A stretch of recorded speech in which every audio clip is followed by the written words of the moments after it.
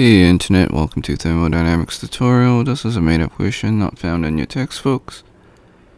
We got a piston cylinder device containing 0.0051 meters cubed of liquid water and 0.91 meters cubed of vapor water in equilibrium at a pressure of 600 kPa. The system undergoes a constant pressure heating process until the temperature reaches 200 degrees Celsius.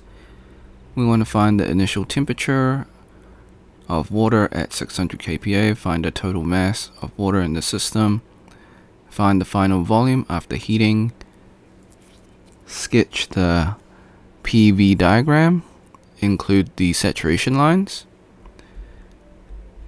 Step 1, draw your free body diagram, your FBD. This will help you visualize the problem. Step 2, list all the given variables, find the unknown. So, initial temperature, total mass, and it is the final volume, so capital V. And then it is a PV diagram. Apologies for the typos. Okay, step 3, find the initial temperature for part A. So go to the pressure table for water. We go to 600 kPa. So the temperature is the saturated temperature, so it's 158.83 degrees Celsius. Alright, step 4, find the total mass formula. So M total is equal to mass of the fluid plus mass of the vapor or gas in this instance. Step 5, find the mass of the fluid formula. So mass of the fluid, MF, is equal to the actual volume of fluid divided by the specific volume of fluid. So step 6, we're going to go back to the property table. Go to the specific volume section. We're going to find the saturated liquid for the specific volume. So VF is equal to 0.001101 meters cubed per kilogram. Step 7, find the mass of fluid. So we just plug and play. We get 4.632 kilograms. So the actual volume of fluid, this is given in the question, and the specific volume of fluid is what we just found in the previous step. Okay, step 8, find the mass of vapor formula. Similar to the previous one, except now we're doing it for the vapor. So the actual vapor volume is given. We need to find the specific volume of vapor. Step 9, go to your property table and then find the vapor value or saturated vapor value for Vg. So that's 0.31560 meters cubed per kilogram. Step 10, find mass of the vapor. Once again, plug and play.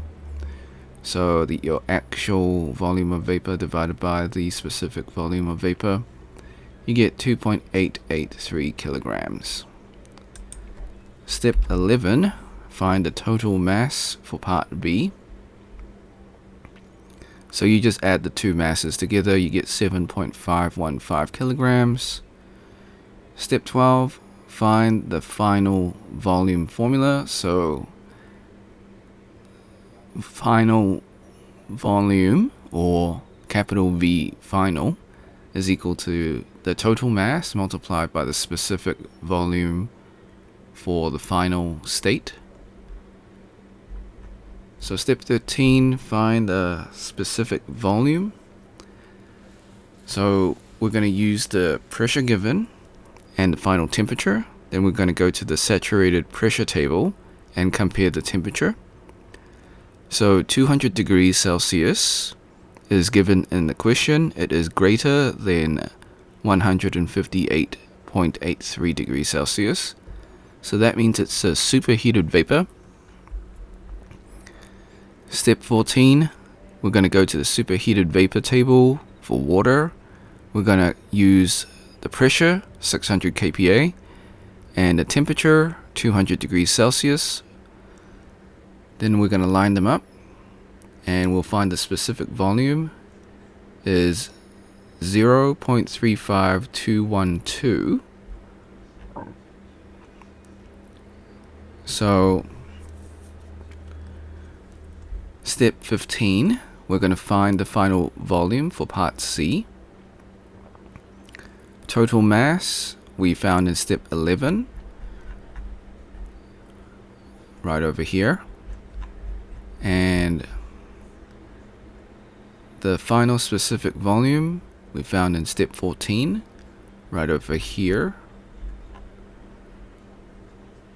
And now we're just gonna plug and play, multiply these together. We'll get a final volume of 2.646 meters cubed for part C. Step 16, draw the PV diagram for part D.